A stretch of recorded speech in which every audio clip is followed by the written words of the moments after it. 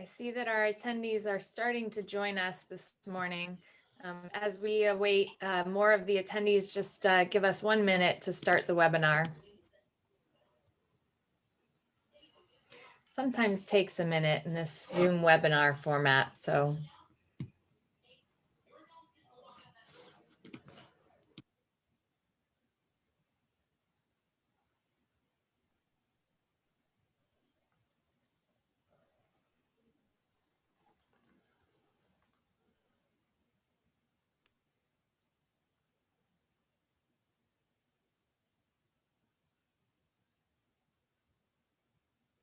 I see that we have a few more people joining us, and I'll just wait 1 minute and we will start.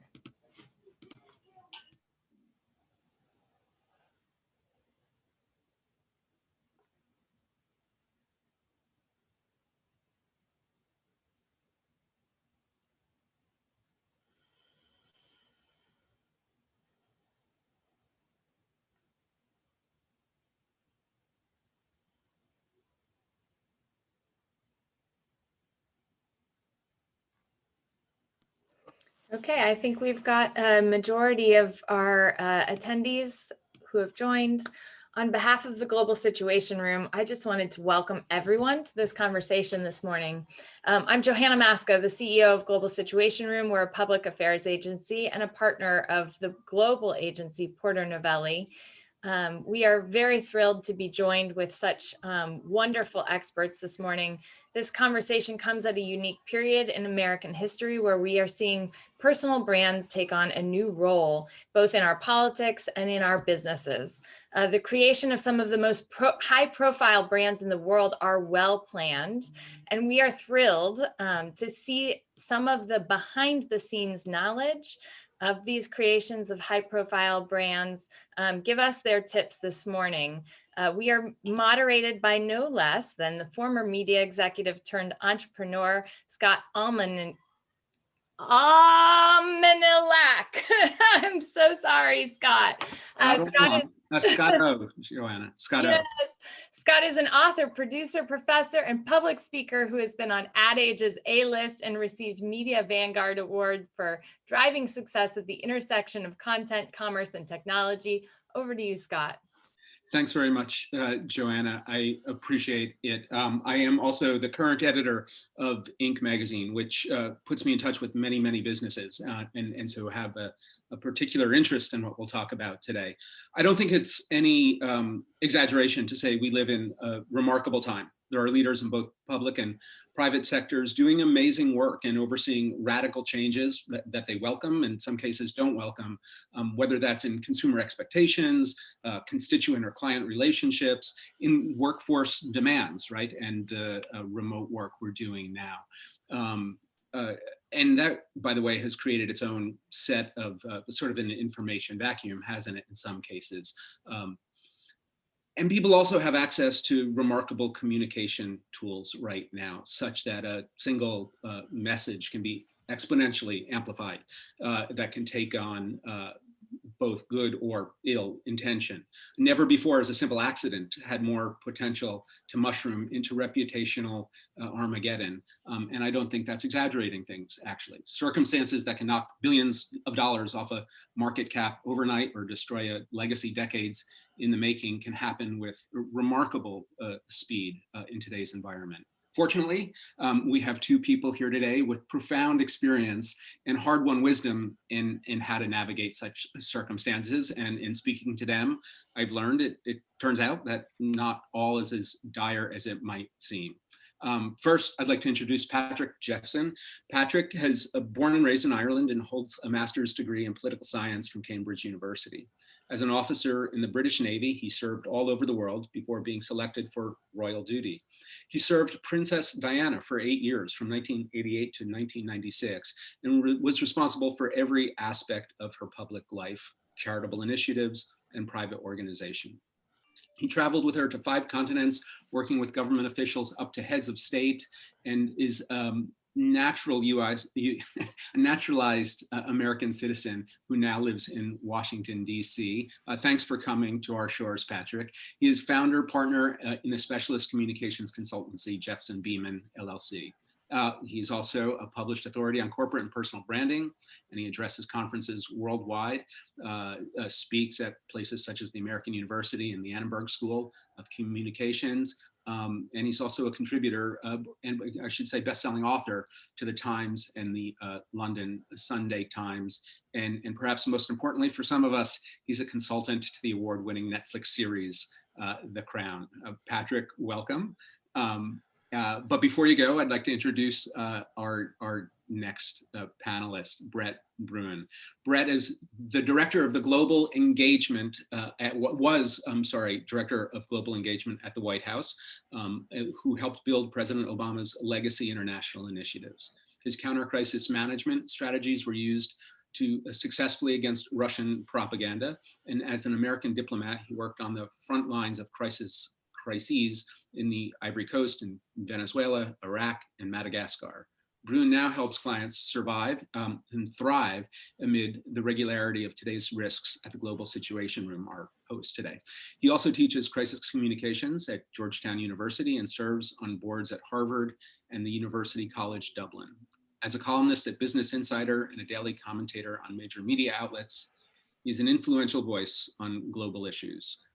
Thank you both for being here today and participating in this conversation, and maybe making me feel, and the folks I interact with, daily business leaders, feel like there's hope for their reputations. Patrick, you talk about something that in your experience you've used called the 3 F's when it comes to reputational management. Can you tell me a little bit about that? Well, Scott, there's 3 of them because I read somewhere that for a virtual webinar, 3 topics is about as much as you can expect the audience to take in. So we'll probably manage more than 3 in the course of the next hour, but 3 is what I've rationed myself to. And they each begin with F, which may make them easier to remember. Fat cats, fear, and forgivability. And because my approach to issues of protecting and promoting personal brands is very much that of the advisor. As you mentioned, I had the great privilege of working for Princess Diana at a pretty interesting time in royal history. And since then, with my clients, it has been as an advisor and in many cases a counselor and occasionally as a friend that I have helped them with their individual personal reputational crisis.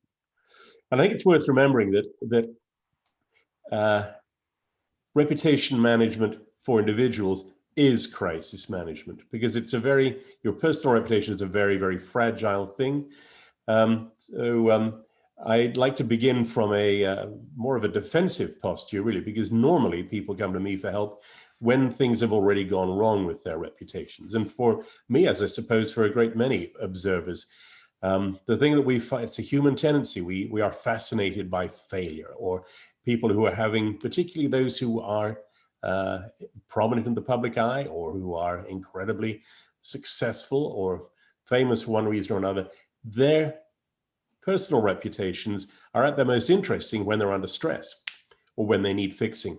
So the first F, fat cats, it's great British tabloid shorthand for greedy bosses. We've all seen these bosses. There's they have a wonderful life at the very peak of the corporate pyramid, and then one day they are photographed by a paparazzo or doorstepped by an unfriendly news crew, and what seemed to be so marvelous about them suddenly becomes rather pitiable, and definitely not the titans of industry or public administration they like to think of themselves as. Fat cats, it's a shorthand, devastating description of people who we are being invited to dislike.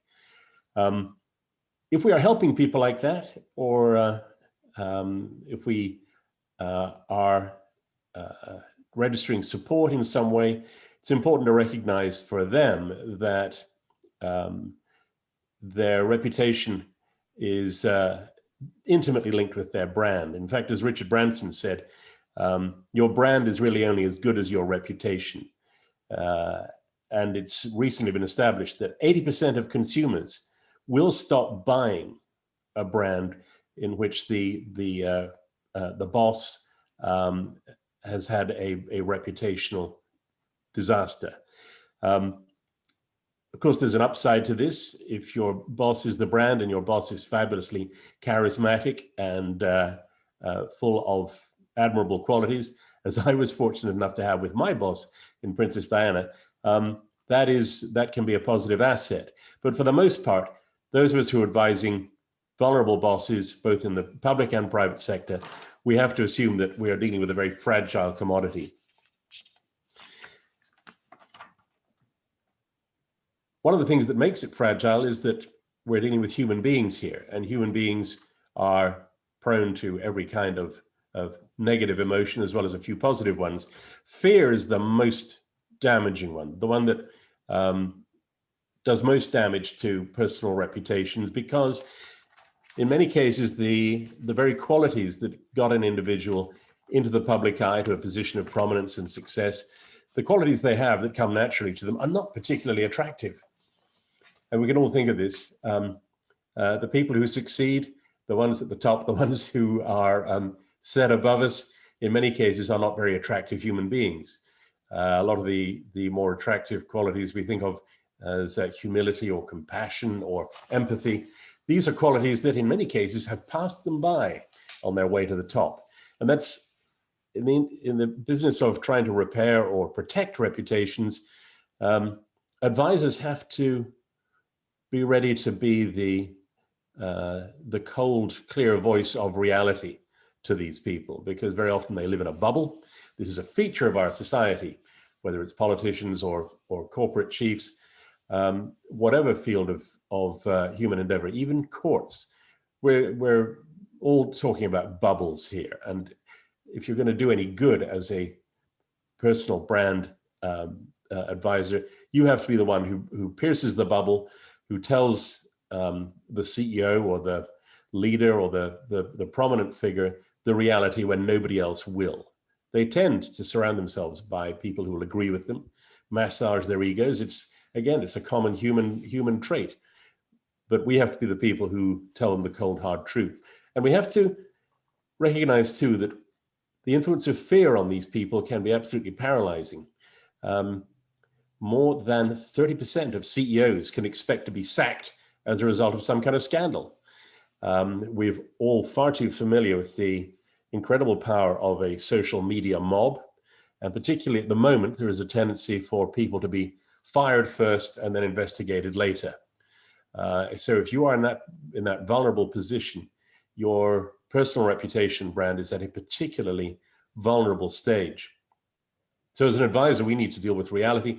We need to prepare for the worst, but we'll also have to try and encourage these people to be the best. I worked for Maggie Thatcher's PR guru, Tim Bell, and he said to me, you cannot deny negative qualities in people, but you can balance them. And too often the mistake is made, particularly, I'd say with our politicians, that they are being portrayed as things they are not. There is almost a law of nature that if a prominent person is having trouble in their personal lives, if they then get a nice photograph arranged showing them as a family man, this is almost inevitably going to be the precursor to divorce. So again, I was fortunate with Princess Diana. The attractive human qualities she showed were genuine. And I think, just to sum it up, you can show any quality you like, any emotion you like, but you will get extra points if it's authentic. People expect you to live up to your brand. If you are in charge of a company that says it puts its people first, don't then make headlines sacking half of them. If you are promote your fabulous devotion to ESG, environmental, social, and corporate governance issues, don't then get caught polluting something. You've got to live the brand, and that applies more to the boss than to anybody else. And be transparent. Use proper terms. Don't take shelter behind jargon and corporate speak, word salad. So for fear, you have to be, excuse me, to protect the reputation and brand, you You have to acknowledge fear. You have to have a strategy for dealing with it. And you have to promote the positive. Which brings us to forgivability, a lovely word coined actually by David Putnam, the film producer, talking about my boss, about Princess Diana, that she had forgivability. And forgivability is, I say to my clients, that, and this is really almost a product that I like to develop and apply. There is a requirement for anybody with a personal reputation issue to have the benefit of the doubt from the public. If you have the benefit of the doubt, then you have forgivability. You will survive the crisis. You may even be able to pivot and come out of it stronger than you went in. Forgivability is essentially the process of storing up goodwill among stakeholders, with the media, with potential critics. This is part of a strategist's job, to establish reservoirs of goodwill where they are most needed. Forgivability is something that some people are born with, but everybody can acquire it. And it certainly requires goodwill, authenticity, and an ability to compensate for any natural shortcomings or unattractive aspects that the prominent person might have, and to be seen as being on the side of all that we hope is best and good, that is aspirational, that we can believe in. I mean, just to finish off, the great thing that Princess Diana had was that people believed what they saw of her. They liked it. They wanted more of it, and they gave it the benefit of the doubt. And if we can get that for our prominent individuals, for reputation and brand management, then that is the kind of response that we should all be aiming for. Even a small piece of that what she had will help others enormously, I suspect. The final F of yours, forgivability, seems like a good natural segue to Brett, because I suspect that forgivability is not something you do of the moment, right? You have to work on that in advance, I suppose, Brett. I mean, and that speaks to some of the, I guess, businesses are great at planning these days. Governments or nonprofits are great at planning their budgets, planning strategies. Maybe they don't do enough about planning for what is increasingly a significant problem, which is the issue of reputational management. And that can be true of presidents, and it can be true of the folks who own fast food restaurants. Shake Shack, I saw this morning in social media, has taken a lot of criticism for introducing a chicken sandwich that they call a Korean chicken sandwich. And people are talking about it being appropriational. And it turns out that it came from Shake Shack in Korea, but they never communicated this. They didn't do any advanced work about that in this environment. And I think you're a big proponent of doing advanced work on one's reputation. And maybe you can speak to that a little bit. Yeah, and it picks up on Patrick's concept of forgivability. And let me just acknowledge it's always a difficult act following Patrick, but I will do my best to draw in both some of the experiences working with President Obama, but also with executives, because in a lot of ways, the first step in this process, as I think Patrick has seen in numerous cases, is looking in the mirror at yourself. And if you're working with an executive, if you're working with a CEO, trying to hold that mirror up to them and saying, let's be honest, what are your weaknesses? What's the worst thing that could come out? Because most of the time, most of us are preferring to bury it in the back of our minds. We're trying to avoid it. And these days, we've just seen case after case where that issue, that incident, that misinterpretation in some cases comes out, and we're caught like deer in the headlights. We saw it in the government when the Edward Snowden and the NSA files and programs were released. We knew we were doing these things, but we were not ready for the moment when that vulnerability was exposed and exploited. We could have explained some of the justification for why those programs were necessary. We did it during the Second World War. We did it during the Cold War. And similarly with yourself, with your company, looking at what are those potential vulnerabilities? What's that issue? And I'm asking you now, just think for a moment about that email that you sent, which was perhaps poorly worded, that incident that you'd just as soon forget about, and confront it. Think about what does it look like, not just on social media, but out in a media story. What are different interpretations that that issue or that information could have, and prepare for it? And then also, obviously, all of us have qualities that are some favorable to our public image, and others maybe less so. How are you going to address those concerns, whether they're raised by employees, shareholders, by a critical journalist, or just a random social media activist? And it is important for you to understand those potential issues, and as Patrick's saying, to fill these strategic reservoirs of goodwill around those particular vulnerabilities. There are a whole list of potential vulnerabilities, but you start from the standpoint, especially when we're talking about personal brands, of what are those most likely and those most damaging issues or incidents that you need to build out that forgivability around. Because there are lots of good acts that we all do in our lives and in our professional work. There are corporate social responsibility programs which seem to be more and more passé, because they really need to be aligned with both those vulnerabilities. And as Patrick says, not just as a company, but increasingly personally, you have to not just say, but you have to do, and you have to be seen as doing. You have to live those values that you project, because it is so easy these days to point out hypocrisy. We see it just countless times an hour on social media. Someone juxtaposing a statement from a corporate executive against another action or some other incident.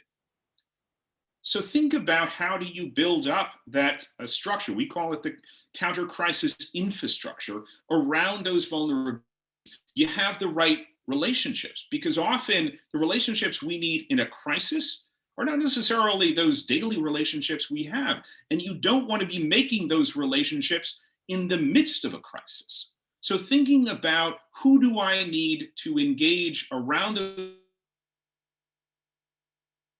fire, a validator, an ambassador, because we're often also not our best spokespeople when we're confronted with problems.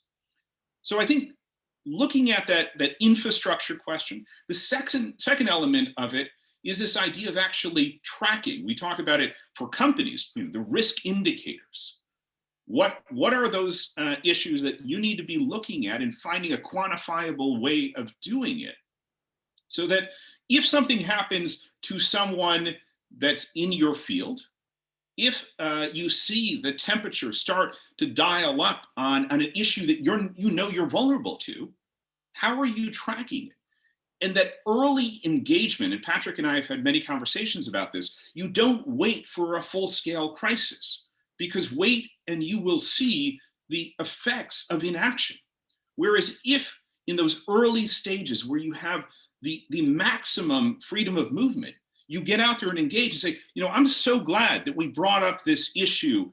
I really would like to have a discussion on it. I want to find collaborative solutions. And that is the alternative stage. Then you get up to an increasing stage, and there you can finesse the frame, but you aren't able to recast the context of that conversation. And then lastly, when you're in full-scale firefighting response, you can just hope to mitigate.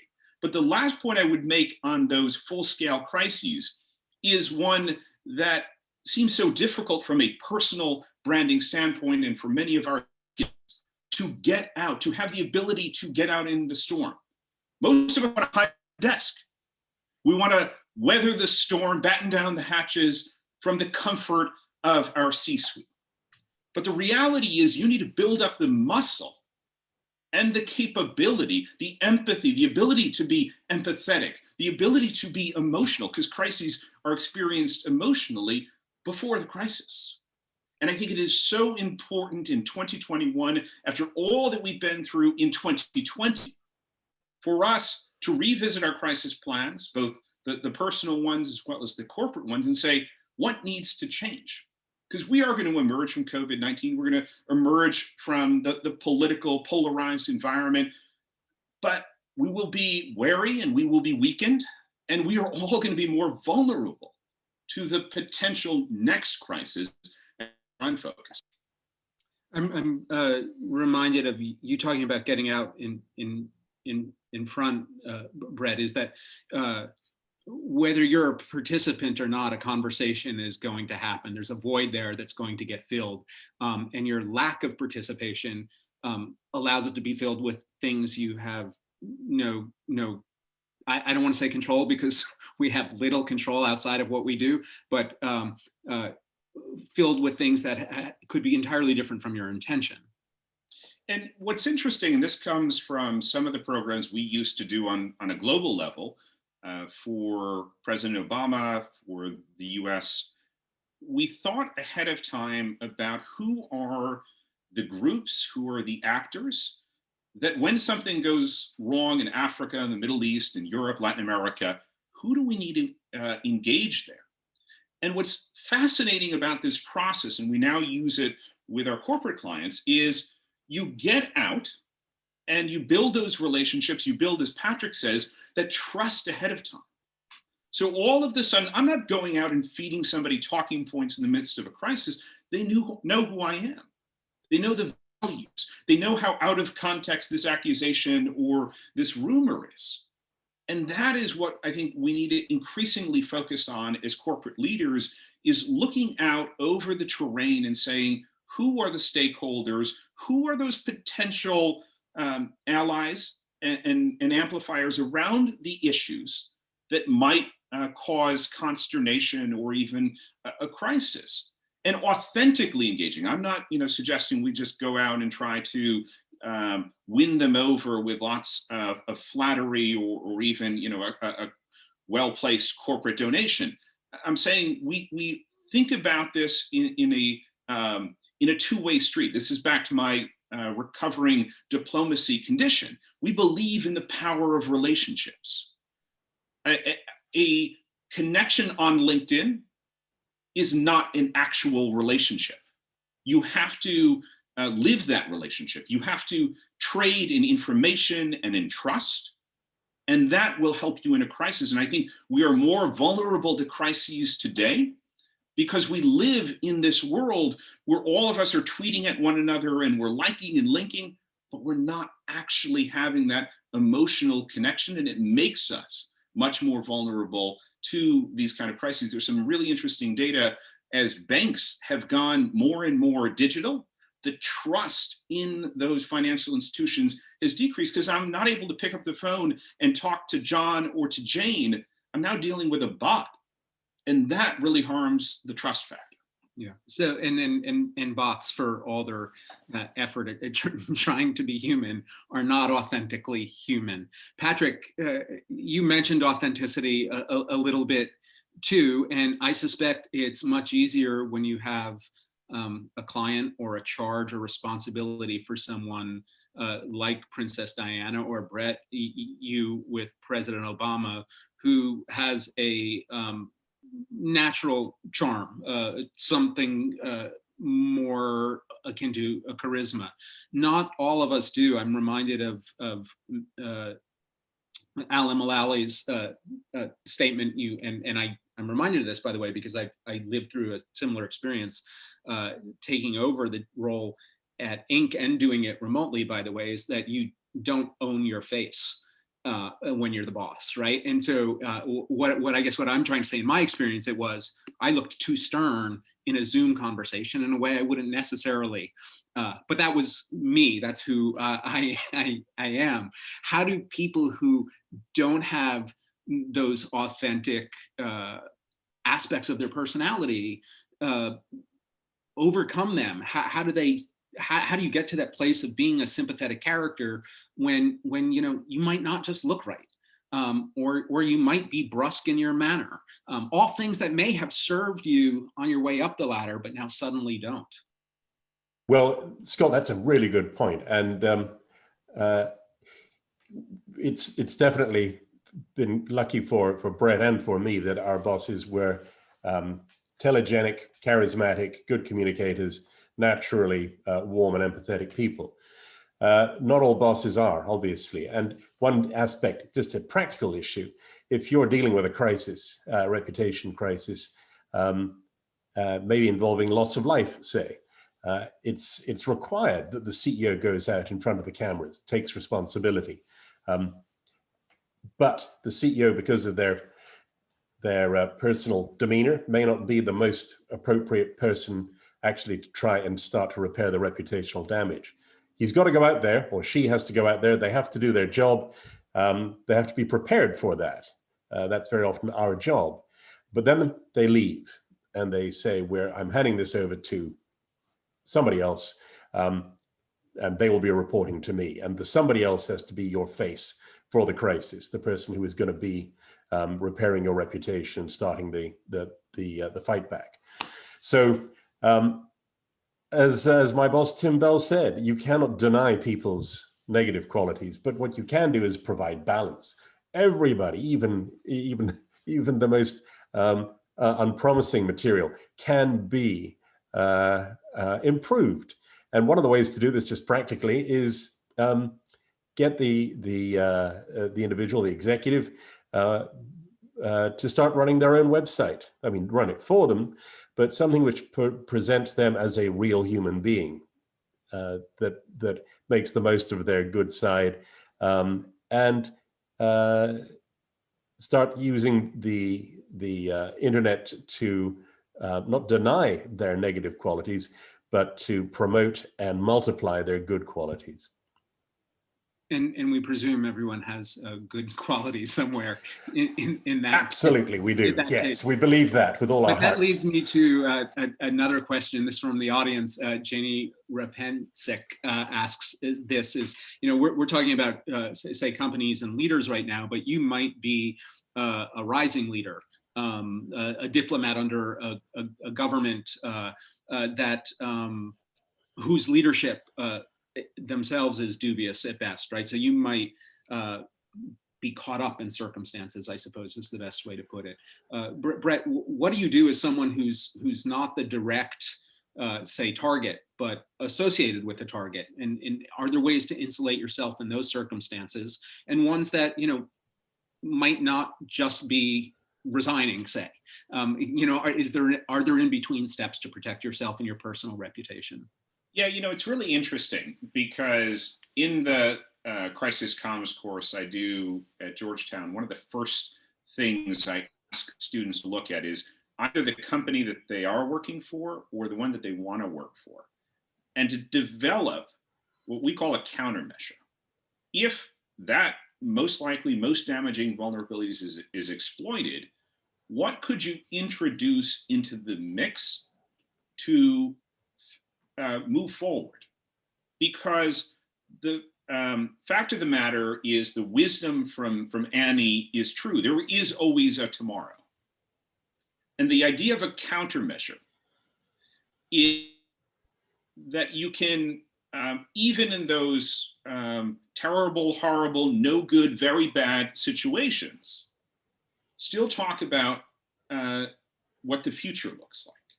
You can talk about how to advance from here, how to obviously you improve from here. And as Patrick is so fond of saying, and sorry, I'm stealing a lot of your lines here, Patrick, but you have to, in most cases, acknowledge and ask for that forgiveness. The first step in forgivability is saying, let me ask and acknowledge that I've done something wrong.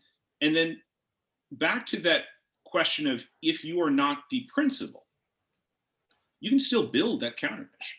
You can track those vulnerabilities. You can put in place some of that counter-crisis infrastructure. And I guarantee you that if your boss is not supportive beforehand, they certainly would be during and after. So thinking about and looking ahead as somebody who's supporting, whether it's as a consultant or as a communications executive at the company, and saying, what would I do? I know my boss has a tendency to speak a little bit too brusquely, maybe to make some off-color comments. I can talk to them, and I should talk to them about that. But if one of them are taped on an employee or a customer's phone and then start circulating on social media, what am I going to do? Not just as a company, but as a communications official responsible for that person's brand. I can tell you as a company, what I would advise them to do is to zoom it out, to talk about the stories of the thousands of employees or hundreds or dozens that work alongside that person and help tell their story and the values and the vision of the company, not just of that isolated individual or incident. Obviously, it's harder if it's the CEO of the company, but you can still contextualize, compartmentalize it, show that it's not a systematic problem. All of that can be built ahead of time. And I think even as an individual, you want to strive to zoom it out. This is one of the most important counter-crisis concepts. How do I take this issue, this incident, and talk about it in the bigger picture? Because what Patrick is saying when he refers to forgivability, when he refers to those reservoirs of goodwill, is you're pulling that conversation out and saying, you know what? Yes, there was a comment that I made that was inappropriate, incorrect, that I take full responsibility for. And then let me zoom this conversation out to discuss the values that I have, that the company has, that the work that we do, that we will, I feel, and this is the countermeasure getting inserted here, and that we will commit ourselves to going forward. If I can just add to that, people naturally like to forgive. It's a very powerful thing. So make it easy for them is my advice. If there is a mistake, if an apology has to be made, make it a real apology, not one of these wishy-washy Hollywood apologies. If anybody was offended, I'm really sorry. It's much better to say nothing at all. If you're going to apologize properly. But in the business of being forgiven depends very much on people understanding your motive. If this was one of the great strengths that Princess Diana had, she made mistakes, but people believed generally that she was doing her best, that what she was doing was for the common good.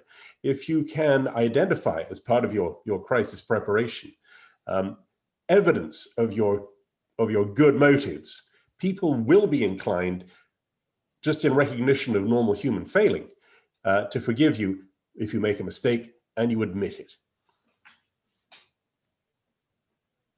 So we're talking a lot about preparation, but I'm reminded of that old Churchill quote about all of the things I worried about, and I will watch the quote, so I'm not even going to try. I'm paraphrasing now, but all of the things I worried about as a young man coming true didn't, and all of the things that proved to be a problem were something I never worried about.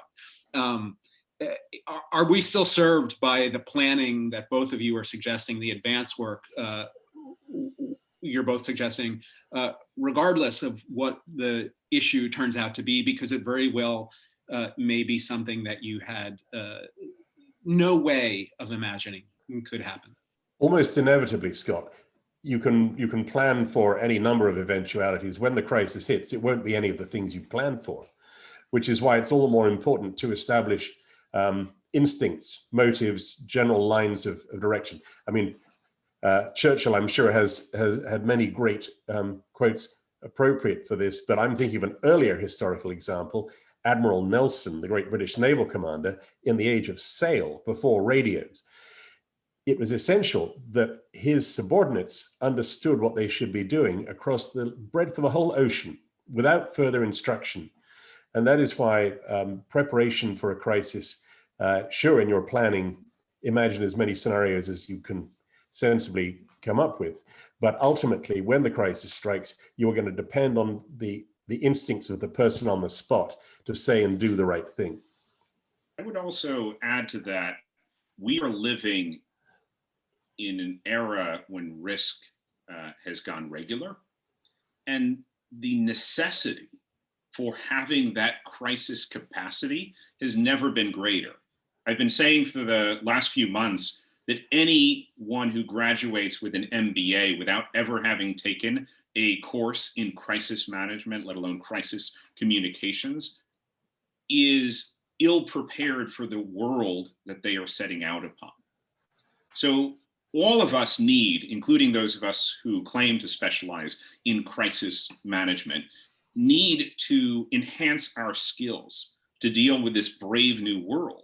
And all of that preparation, as Patrick says, the awareness, even if it's not the issue that I identified, the awareness that I will have, ideally the indicators that I am tracking are going to help to give me a sense of the atmospherics and some of the tension in that atmosphere. Secondly, what we found in a lot of companies is that, especially at the mid and lower levels, there is very little knowledge of what is our crisis plan, what are our vulnerabilities. And imagine, this obviously is difficult for most of us, but imagine if on a personal level, you engaged trusted staff and said, look, I know I'm vulnerable for X or Y. I want to work on it. I want to improve it. But I also want to have an awareness so that, if there are issues, if you spot something, tell me, or if we can do something, let me know. And so by building up, whether it's for the company's brand or your personal brand, that awareness, as well as, and this is the key part, the sense that I can play a role in the solutions, because subordinates are reluctant to put forward a problem because, we especially have dealt with this, for instance, with contractors. Your contractor is not going to want to tell you something's not working out. But if you tell them ahead of time, I am baking into that contract, the ability not only for you to track potential problems, but to build those countermeasures and that counter crisis infrastructure, all of a sudden, they are going to be more likely to bring that problem to you earlier and to feel empowered to do something about it. So really, we have to develop trust and provide channel for communication that's safe and trusted internally before we can ever be trusted externally. And I would say, obviously there are any number of challenges in the workplace right now, and I would argue multiplied by the fact that we're all now in our Zoom rooms and I'm trying to get out here. So how are you tracking whether it's the emotional health of your staff, the potential oversight or issues that could emerge? And then we were just talking yesterday with our partner Porter Novelli about this, the question of all of us at some point will go back to something approximating an office or to normal operations. What are the weaknesses then? I mean, we've been away from the office, from our colleagues for over a year. We will have changed profoundly. Is your company thinking about, how do I scenario plan? How do I work through the potential problems? Or are we all just going to come back together and it's going to be a combustible situation? Well, so that is a great question. I mean, and is there anything either of you can speak to in your vast experience that actually prepares us for a return to the office? We have political divides. We have vaccination divides. We have divides over how we should treat a pandemic. We like to think companies tend to have cultures and everyone in that culture largely thinks the same, but that's not necessarily true at all. And it strikes me that potential, having been isolated, having been in our little echo chambers more significantly than we ever have before in the last year, on your year, allows for a much more explosive situation when we leave our caves. I would say, Scott, the answer there is we have to do what good leaders have always done, but they need to do it more. So internal comms, yeah, they do have to come ahead of external comms, and they have to be really good. I think there's likely to be fragmentation, obviously, and because of months and months of remote working, and it will be especially the responsibility of leadership to rediscover, remember, relearn, and definitely practice the very best of leadership styles, values, skills. This is not a time to desert the people who are working at very junior levels, perhaps, in the organization. They are most likely the ones who have suffered most during COVID. They are the ones who are going to be your best or your worst ambassadors when your next reputation crisis strikes. And I would say, Patrick, they're a group of folks who don't necessarily have the traditional loyalty to a corporate infrastructure, say, than in prior generations of employees. So that strikes me is terribly important. One other question from the audience is how you actually build an authentic brand when we live in a moment where tribalism is such that any particular characteristic can be judged as negative, whether we go to the wall and it's cancel culture, but even somewhere in between. How do you get seen as a person, a leader, a brand that's authentic and rational when so many people are sort of they're behind the sniper's scope all the time? Well, you say so many people, but I think it's very important, especially for us as advisors, to remember that the number of people on social media is not the majority. They may be the most vociferous, but we absolutely have to insulate ourselves from the wilder swings of opinion, the invective, the language, the emotion that is stirred up, because definitely you will never build credibility or authenticity as a leader or as an individual brand if you are seen to be blown this way and that just by the winds of social media opinion. That's death. You go chasing that one, you won't last, and you certainly don't deserve to last through any kind of reputation crisis. I mean, so some of this, so what, Brett, what is the difference between, say, a Patagonia or an Apple and a Microsoft, where it seems the first two can never do any wrong, and the last one can never do any right in the eyes of so many, whether it's just social media and that many isn't as many as we might really believe, Patrick, or not, there's still that echo. Well, the first thing I would say is just look at the last year, where not only companies, but for the context of this discussion, executives were pressed to take stands on political issues, on social, racial, economic inequalities, obviously health issues. And so often, and in almost all of the cases, including folks that we have advised, they were in a reactive mode. Now, yes, they've done good work ahead of time, but I think it's important as we head into 2021 to look back and then to look forward and say, how do we position both our company and then our executives with stronger publicity on certain issues that make sense for us and that help to define our values and our vision. And I would zoom it out even from an individual political, social, economic issue and say there is a desperate need at this hour for our country, and the alarms are going off here, so clearly there is a desperate hour, to think about how we weave back together the torn fabric of our society.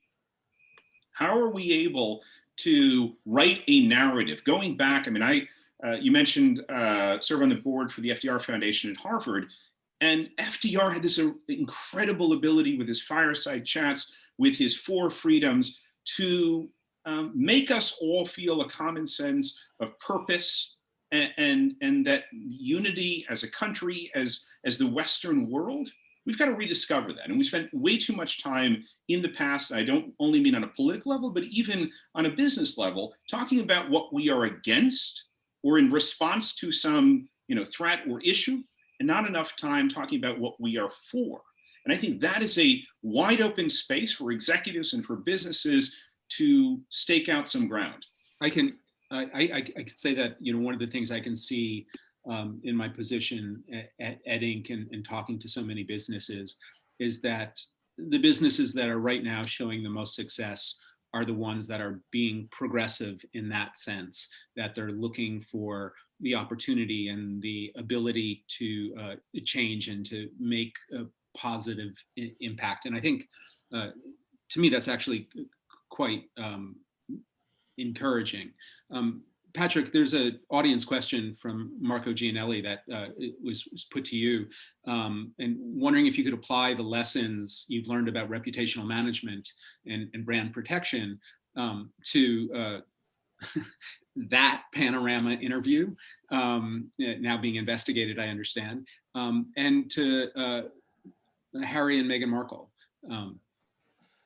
Well, Scott, the Panorama interview is being investigated, more specifically the role of certain BBC executives in procuring the interview and I'm sorry, Patrick, maybe you could just explain for everyone in case they're not familiar. Yeah, very briefly.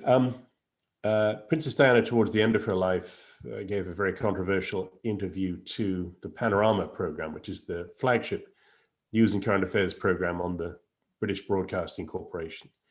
And this was an interview that many people had tried to get. Many prominent American anchors and interviewers had tried to get it. Instead, the interview went to a previously unheard of junior BBC journalist. And evidence has just come to light 25 years later that apparently some of the means used to secure that interview from Princess Diana were ethically very dubious, to put it no higher. The matter is now, it's been referred to the police for criminal investigation. So in terms of personal reputation management, it's a complicated one. But basically, I was very much opposed to Princess Diana giving that interview. I felt that, part of being an effective reputation manager is recognizing not just your clients' weaknesses, but also their strengths. And very often they are not the person best qualified to make that judgment, which are their weaknesses and their strengths. Princess Diana's great strengths, I thought, were a combination of compassion and duty, being visibly making personal sacrifice for the benefit of the greater good, a life of service. And by going on TV and essentially seeking sympathy, asking for people's understanding and sympathy, was on the face of it rather an attractive idea, but in reality, it appealed only to her existing base and it gave ammunition to her critics. So as an exercise in brand and reputation enhancement, it backfired. And I resigned actually as a result, partly as a result of that. And that incidentally is something that all of us have to be prepared to do. There was an earlier question about what happens if your personal brand is tarnished by your superior or your corporate brand or political brand. The answer is you have to be prepared to walk away. You have to put your own reputation management ahead, quite possibly, of the reputation management you're being paid to do, or the organization's reputation. You must be your own brand manager and take the necessary steps, however difficult they may be. So far as Harry and Meghan are concerned, I think this is it's an evolving brand issue. I would argue that membership of the British royal family gives you access to the most extraordinarily powerful brand in the world, quite possibly, not to mention good practical advantages, logistical advantages, everything from airplanes to diplomatic status, security, you name it. To voluntarily divest yourself of all those advantages in pursuit of something new is very daring. We don't yet know what the something new is. But if it departs very much from that great tradition of personal sacrifice and public service that defines the best aspects of the monarchy brand, then I don't think it will succeed. That's an important lesson, isn't it? I'm being mindful of the time and the fact that we're running out. So I just sort of wanted to summarize what I've learned here today, and that I know I'll be communicating to the business leaders I talk to almost every day. And there, Patrick, your 3 F's, and I think one, being aware of your fat catness and how you're combating that, and the power of fear and what that can mean in terms of communication for people, and working on the forgivability, which to me seems just like such a nice segue into the issues that Brett talked us through, understanding ahead of time where you need to be forgivable, doing monitoring of vulnerabilities and sort of checking your brand authenticity and making sure you haven't left it all until you wake up one morning and your phone has exploded with complaints. I think those are all remarkable things that every business and every business leader or ascending leader can take terrific advantage of. So thank you for that advice. Yeah, thank you, Scott. I know, Patrick, what you were just saying is really act with integrity. And I really so appreciate that. And I know, Brett, you were really just talking about, whether we weave back together or create something new. And I think that's what we all have to think.